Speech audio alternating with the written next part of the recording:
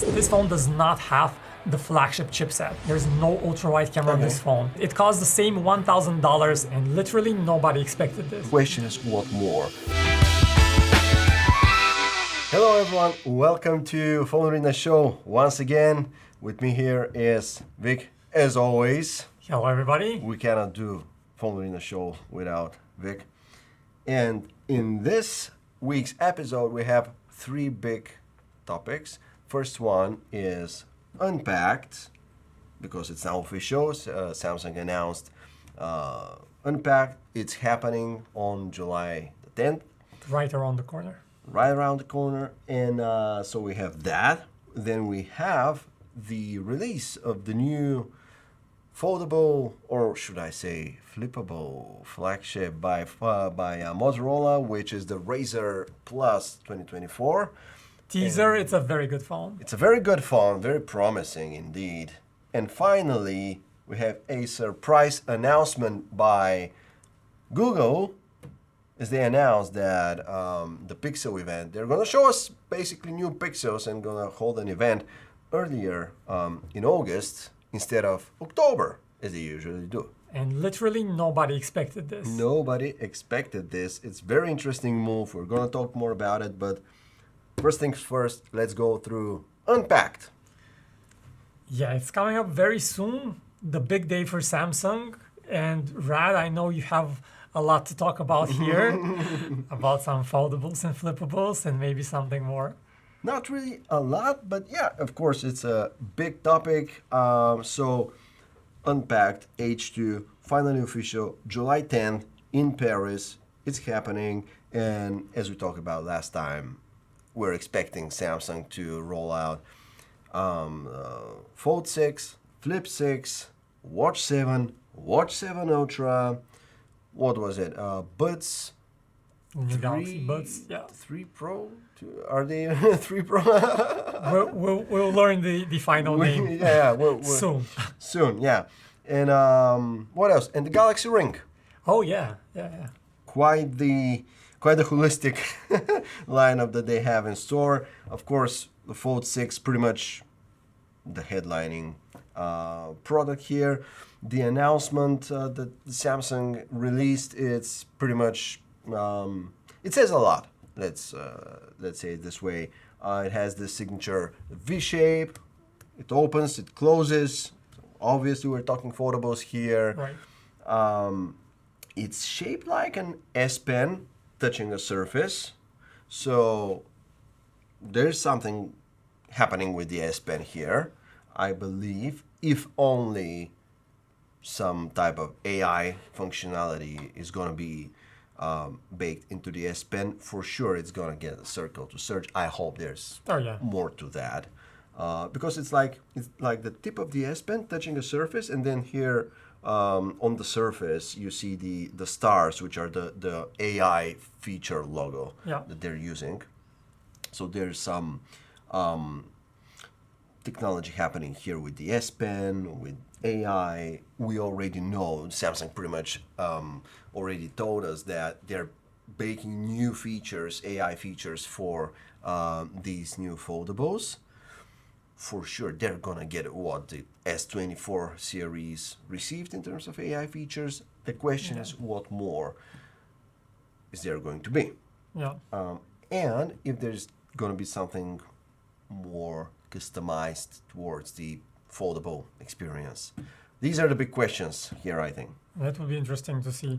So last time we talked in detail about these foldables. We told you all about the new features and what's coming. But if we had to just digest it and maybe break this down and say, if we narrow it down to one or two features, what would you say would you be most excited to see in the Fold 6 and the Flip 6? Well, and we have to work off of what we already know is going to happen pretty much. Well, I hope there are going to be some surprises. Oh, yeah. And we have the big leak from the other day from EV-Leaks with the new renders, which look pretty official. I guess that's going to be the real thing, more or less. Yeah. we seem to have 3 colors for the Fold 6 in gray, dark blue or navy, and what was the other one? I think it was a pink one. A pink one, yeah. And then the Flip 6 actually looked pretty good in those renders. The colors were a yellow, blue, green, silver, or whatever their fancy names are. Yeah. But Phantom silver. Phantom silver, yeah. It's silver shadow, I think. Yeah. This time, at least for We're the moving fall. from phantoms into shadow territory. Into shadow there. It's kind of similar, maybe. Yeah. Refined designs, for one, Yeah. is going to be the name of the game here, and I think that's a good thing. I think that's a good thing because what do you want from a foldable at this point? Yeah. Refining of the design. Hopefully water resistant. I think there was a rumor that it's going to be water resistant. Or Yeah, and they were like the last Fold was already had the IPX8, if I'm not Which is mistaken, great, rating which is for great. water resistance, and now maybe the rumor was they might get dust proofing as well. Maybe not Also- proofing, but resistance. But Oh, okay. that's not sure. So they already had water resistance. yeah. They lacked dust proofing. Yeah, exactly. Oh, okay, got it. Yeah. So yeah, the 8 was for water resistance. Yeah, and the Fold 6, what's also different about it is that it's getting this very boxy, angular design, much like the S24 Ultra, which is an interesting change because it used to be kind of rounded, so that's a different look for the Fold, right? Yeah, interesting move because the Flip 6, it from the renders at least, it seems that it gets the flat frame, Yeah.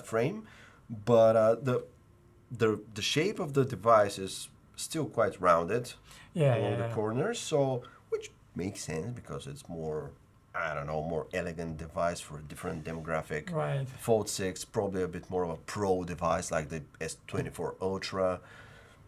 And even by the colors, if you judge by the Yeah. colors, the Fold comes in these more serious colors, more more neutral, and you get the Flip in Absolutely. more vibrant. Like you get the yellow version. It's pretty striking Yellow, hue of green, yellow. yeah. Very saturated. So definitely stands out. Yep. So I wanted to ask you about one thing. Like, do you think that finally this will be the year we see Samsung does away with the crease? Because that's been the thing, right? Yeah, that's the question in foldables. Yeah. Some of the other guys in the space, like Oppo/OnePlus, I think to the biggest extent, pretty much almost have already eliminated the crease. Yeah. Like it's almost imperceptible. Unlike Samsung, which if you've used the Fold 5, it definitely is there Yeah. quite to a larger extent. So hopefully this year they're gonna like fill the gap in there, and it's not gonna be as noticeable. Even more so now that we saw the Razr Plus from the new one here that we have. It has almost no crease as well. So it's time. It's time for Samsung to finally get rid of that and have the latest technology there for these screens, a new hinge or whatever it is that. And there are rumors, of course, that they're gonna reduce the crease. Yeah.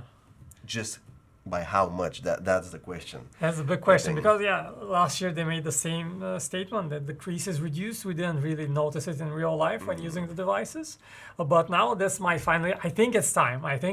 It's what their sixth generation technically, but it's been like 5 years of these phones, so it's And time. the rest of the hardware is not bad. I mean, Oh, of and now course.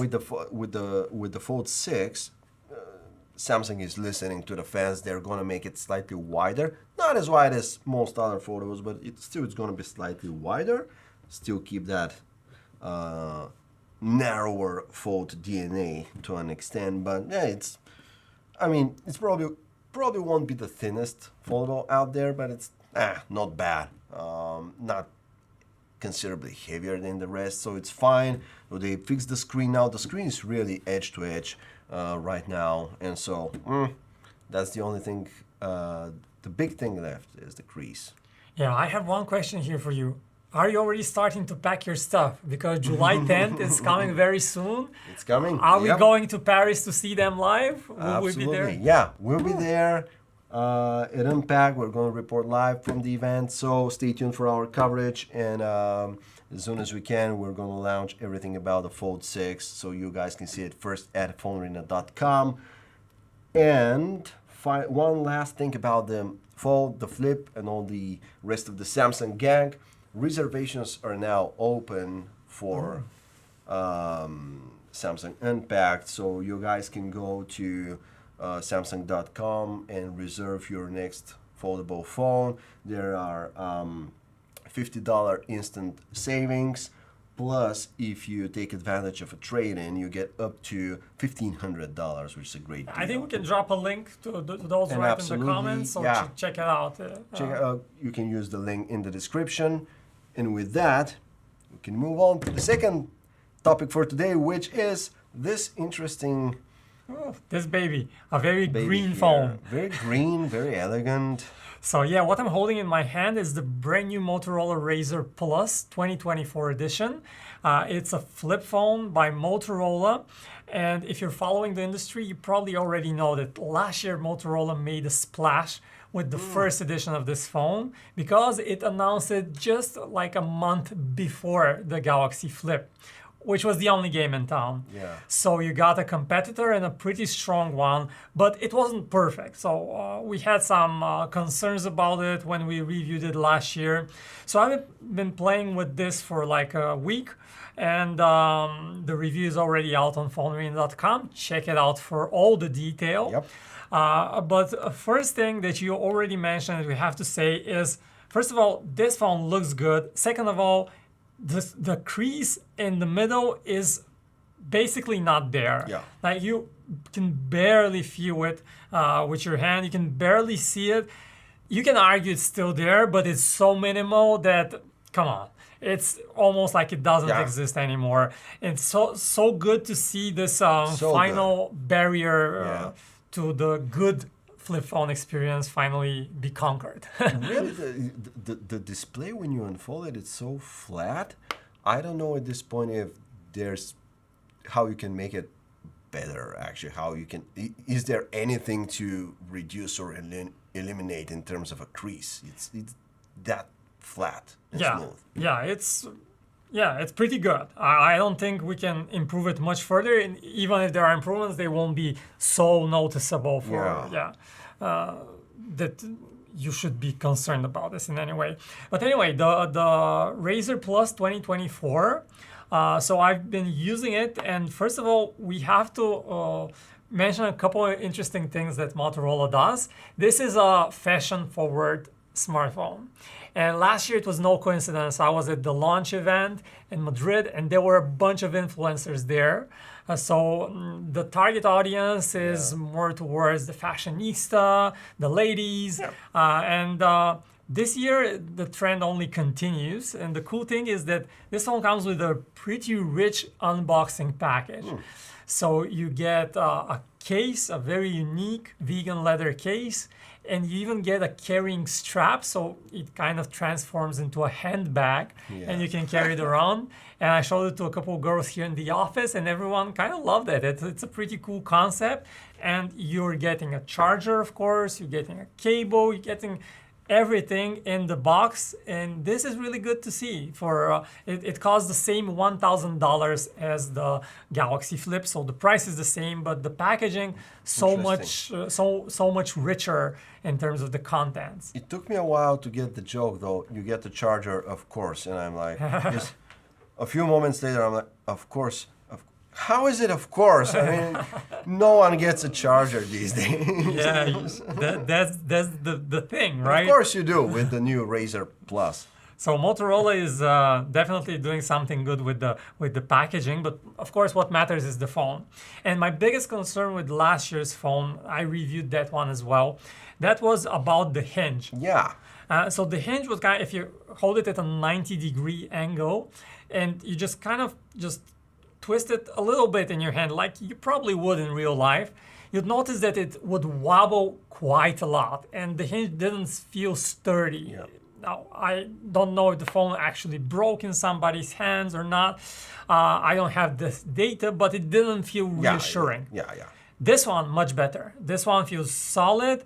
It's not perfectly steady, but it's very close to that. So it's much more reassuring. The hinge feels good. Yeah. The hinge here feels good. And on top of that, Motorola has also added water protection with IPX8 rating. This is the same waterproofing that you get on the Galaxy Flip 5. Yeah.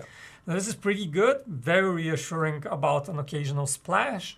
Of course, I wouldn't go with a flip phone in a Don't take it to swimming. the beach. No, not. I wouldn't go swimming with it.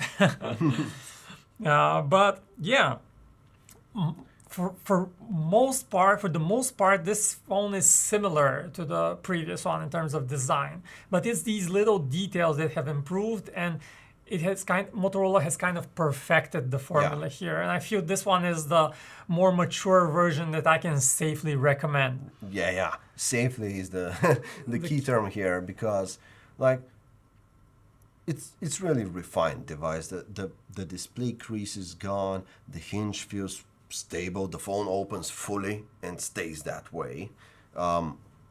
It just nothing strikes you as like a little bit iffy here. It all seems quite solid. Yeah, it feels like a mature flip phone from Motorola. And what about the front screen, which is the big feature here for this phone? The front screen covers the entirety of the screen, unlike the Galaxy Flip, where you have a little cutout for the cameras. Yeah. And here it kind of wraps around the cameras and goes over them. And it's a pretty good screen. You can, it's a tiny bit larger than the previous generation. And you can do everything on it. You can pay, you're just using the front screen. You can use all of your apps. But one thing to note is that in some apps, like for example, the browser, or I used Instagram, the bottom section of the screen is cut off. Yeah. It's trimmed off very slightly. So you're not quite getting the full edge-to-edge experience for all of the apps. For the camera, for example, you get the full thing, okay. but not for all of the apps. But otherwise, it's a pretty good screen. It's bright enough, and you can even take calls without flipping it open. Yeah. Which is great to see. But once you do this, we just tested that, you default to the speaker phone when you take a call and don't unfold the phone. That feels such a missed opportunity to me. I mean, when you have it close, you have this big edge-to-edge display, which obviously means here is this phone, here's this big front screen, you can do a lot on it. And I would assume taking calls on that without having to do that thing with the opening, the flipping, makes sense. But it doesn't have a second earpiece in the right place, so it defaults to the speaker, which is a little bit strange. Yeah. That's one thing. But another thing I wanted to mention on the plus side, which I don't want to forget, is the haptics on this phone, because this is something that so easily gets overlooked. Haptics, the vibration motor, does it matter? Oh, of course it matters, because all of your notifications, you always get this buzz. Nobody keeps their phone ringing all the time, so you always have it buzzing. And the previous one didn't have the greatest haptic motor. It was very generic to call it that. And this one is so refined. Notifications sound great, and I should say feel great, because you have that buzz from the haptic motor. So that has improved. And one thing that I think you should be warned about is that this phone comes with two cameras, just like the Galaxy Flip, but it's not a main and an ultra-wide camera. So Motorola decided to drop the ultra-wide camera. There's no ultra-wide camera on this phone, which is interesting. I don't know of any other phone in 2024 or in 2023 that didn't have an ultra-wide camera. But we know, like, manufacturers, but when they have two cameras, like for the cheaper handsets, I mean, not super premium flagships, they put the ultra-wide and not the zoom one, because the ultra-wide is less expensive, right? Yeah, that's usually or they even sometimes put a macro camera, which is even cheaper. But yeah, this time, Motorola, I don't know if price was the concern or it was the demographic, because with a 2x zoom camera, you can get obviously slightly better zoom, but you can also get better portraits. And for this fashion-forward crowd, I think portraits and people shots are really important. Plus, you can take selfies with it close, so you're using these cameras here, right? Oh yeah, you definitely are. You definitely can take main selfies, and they cameras. look pretty good because a selfie with the main camera is better than the selfie with Yeah. the selfie You camera. have the big cover screen, you can see yourself well here, so you can take a perfectly good selfie with them. Yeah, that's true. And one last thing I wanted to mention is this phone does not have the flagship chipset. So just a notch below that. Oh, that's Okay. what it is. Okay. You probably shouldn't care about this. You're not buying a gaming phone. You're buying a flip phone for regular use. It's a Snapdragon 8S Gen 3 chipset Okay. inside. And the keyword, or I should say letter, is 8S. And S, Yeah. I guess, means slower. It's just a tiny bit slower than the flagship 8 Gen 3. Nothing major, but just be warned about it. And this phone should have gone on sale in the US in June, but we're already July and it's a bit limited, so probably hitting store shelves in July. And this is the Motorola Razr Plus. Great phone, great phone. And what's the price on that one though? $1,000, Okay. you get 256 gigabytes of storage, which is quite good. Yeah. Motorola back in the game Yeah, with the definitely. Razr Plus. Alrighty, that was the Motorola. Finally, guys, we promised you we have Pixel news. We bring you Pixel news. Google, out of nowhere, We left the best for last. the best for last, drops the bomb, and here it is. The event for the new Pixels is happening, which is on August 13th. Yeah, unprecedented Very for interesting Google. move, Google. So the first question that comes to mind is why the Why? heck in Why? August? They used to do it in October. The phone would launch in I should say the phones would launch in late October, sometimes November. And now all of a sudden it's August. Do you have any theories or should I just drop mine?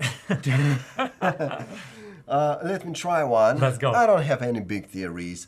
Just generally, to me, it seems like this August time frame. I don't know if it's. I think it's way more competitive than launching your phones in October. Why? Because you're saying, here is the big new thing that you need, and Right. not that one coming down the line later. Don't wait for that. Just grab this one now because it's so great. Because let's face it, okay, you can say that for October as well, which is right after the new iPhones. But then again, like it wouldn't be a convincing statement. Like if you're Google and if you're selling the Pixels and you'll be like, don't buy the iPhone in September, wait until October to see what we have. I don't think so. I think that's the whole point. Samsung at the first place started selling its phones earlier and earlier because they just want to be ahead of Apple, way ahead of Apple. It's a better look. Nobody wants to wait until the end of the year for new iPhones and so on. So you have a whole year of new Galaxy phones, a whole year of new whatever now Fold as well, before you get to the new iPhones. And to me, trying to one-up, let's say, Apple and release your products ahead of them, just ahead of them, seems like a power play by Google. Whether or not it's going to work, I don't know, but it feels like a power play to me. So you're directly correlating this with the iPhone launch, which happens in September. So Google is kind Yeah. of trying to outpace Apple, you think? To me, yeah, and from the teaser that we saw, it seems like the main eventer here is going to be the Pixel 9. Yeah, the flagship. Not really much of a word about the new Pixel Fold 2, Yeah, although, as It- you said, they Who- could surprise us. who knows? Yeah. Who knows? Yeah, but they dropped a teaser, and the teaser shows something which is probably the Pixel 9, and or the Pixel 9 Pro, XL, whatever Yeah. it is. I have a different theory. Hit it. Yeah, so my thoughts here are we had like July, we have the Samsung event, August, we have the Google event, September, we have the iPhone event, and previously August was kind of free. So my theory is Google was just trying to rob us journalists of our summer vacations. I think that's their evil plan. Those Googlers, don't be evil. Yeah, because otherwise August was free for the taking, but now we have this event. Right, now that Samsung released August from the presence of their Unpacked. Yeah. Well, but at least we'll have But here comes Google. Thanksgiving for our vacations. But anyway, yeah, I think the iPhone is definitely the most likely culprit here, trying to outpace Apple. Right. And something else I should add is typically when Google unveils the phone in October, it's right before the Thanksgiving time frame, so right before Black Friday. Yeah. And this means you launch the phone and almost immediately you have to go and discount it very significantly. So people who buy Pixels are buying them at much lower prices than the original. So the Pixel 9, I should say the Pixel 8 cost $700. The Pixel 8 Pro cost $1,000.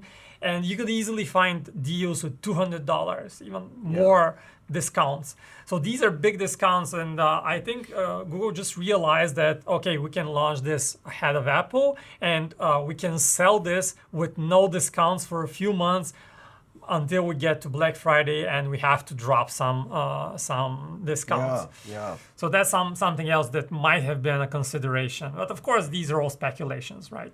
Yeah, sure. Although, if you think about it, like, if you're Google right now, it probably makes sense for you to. They're not gonna steal Apple's thunder, but still at least a little bit of Apple's thunder, maybe, because now they have AI. Yeah, I think. And they're really doubling down. And the teaser also, I think, it's part of the event announcement. It's part of the teaser. AI meets yeah, Pixel. Google is all whatever. about AI. So it's going to be very AI heavy. And you have this union with AI, with the Pixel 9. And it's not just going to be the Pixel 9, it's going to be the Pro, but also the Pro XL. So 3 phones. Very likely there's going to be like an ultra high-end, maybe something like S24 Ultra caliber product here. So they have that, they have AI. And it makes sense to try to get this out the door ahead of Apple, because it's probably a strong lineup for Google. But then again, this is Apple's AI year, more or less. iOS 18 is very much about AI as well. And be sure this September when they announce the iPhone 16, they're probably saving the best news and the best AI news for the iPhone 16 lineup, AI. Once Apple gets this out there with Apple Intelligence, writing tools, image generation, blah, blah, all that stuff. Well, it's pretty much game over. You cannot capitalize as much on AI if you're Google. Yeah, I think you're very right about this, because everybody's talking about AI, but I think everybody's also doing the same thing. They're doing like text corrections. Okay, they're doing the generative image edits, move an object. Everybody is doing basically the same. So it's become a bit of a race who kind of says it first. And Google has decided it wants to say it before Apple. So that's one thing. But let's get to the meat of it, because we got 3 phones this time. Usually we used to have only 2 phones. And the funny thing is that we actually saw prototypes of these phones 2 months ago, which is very early in the cycle. And we were kind of wondering, why the heck are those renders, I should say, prototypes appearing so early? And now we know, because the launch is also happening earlier. So we got the Pixel 9, Pixel 9 Pro, and the Pixel 9 Pro XL. So the Pixel 9 Pro XL, as the name suggests, is the only big phone in the lineup. And then you have the Pixel 9 and Pixel 9 Pro, and those are said to have the absolutely same physical size, but the Pixel 9 is going to be cheaper. It's going to have bigger borders around the screen, so the actual screen size will be slightly smaller. So you have a 6.2-inch screen on the Pixel 9, 6.3-inch because of that bezel difference on the Pixel 9 Pro, and then I think somewhere around 6.7 inches, if I'm not mistaken, on the Pixel 9 Pro XL. And very interesting, you get a bunch of improvements, especially in the RAM. So you have 16 gigabytes of RAM on the Pixel 9 Pro and Pixel 9 Pro XL, at least according to rumors, and even the base model is getting 12 gigabytes. And we know that this is all about the AI and all the requirements. It's all about Apple intelligence. A slightly different type of AI here. Yeah. And what else do we know? All three will get 120 hertz refresh rate. That's, of course, obvious. But we also have the new design. And I really like this one because previous Pixels, okay, they had their own unique thing. But I think the industry has kind of moved towards this new boxier look. Now the Galaxy has it, flat sides, like a more boxy phone. And the Pixel 9 get this new design. Easier to put a case on, very important. For sure. And they all have that brand new design language. They all have a newly designed camera system, which looks more like a pill on the back rather than a camera bar. Yeah. And the big news, finally, we have a small Pixel with a zoom camera. This was kind of, so we have a no compromise small phone. That's going to be the Pixel 9 Pro, right? Exactly. Okay. So this is a really important move because for many people who want a small phone, they had to compromise. They had to buy like the Pixel 8 or Pixel 7 and they had only 2 cameras, so the zoom quality was not good. And now you get a 5x zoom periscope camera, that's the expectation, on the smaller Pixel 9 Pro. I'm really excited about this, as you can probably tell. And it looks to me like that what they're doing with the lineup with the Pixel 9, 9 Pro, 9 Pro XL, it's pretty much iPhone 15, 15 Pro, which are the same size, and then you have Pro Max. It's the same. It's just that Google doesn't have the 4th phone, which Apple is wondering what they should do with it. Should we make it super small? Should we make it big? I don't know. It's always underselling. So probably Google is on the right path here with just having 3 phones, but the configuration is pretty much maps in the same way as Apple's lineup. In a way. I think that's a good thing. Yeah. And of course, they're going to have the new Tensor processor, which who cares, but it's going to be good for AI. Probably. It's going to be good for AI, and it's going to be slower than all the other processors, as in previous years. Google just is focused on AI. That's good, but we have to be objective. And you see the benchmarks. The Tensor chips are still lagging behind. So even the Tensor G4, we saw some leaked benchmarks. In the comments, you see, well, this is iPhone 12-like performance. But in terms of pure CPU performance, it's not very far off. So. Yeah, but for Google, it's all about AI, and I'm curious to see what they do with the AI stuff. Yep. Are they going to show new AI features at the event? I don't know. Probably. It seems like it. It's a possibility, yeah. I think they're also going to talk about Android 15. That's, at least it's speculated. They'll probably do something like more of a official launch. Yeah. Because we didn't get any on I/O, so it's about time. You can probably do one here. Yeah. Good old Android. That's a good guess. Yeah. Alrighty. Anything else to add on these 3 topics? I think we pretty much covered it. I think we got them. Yep.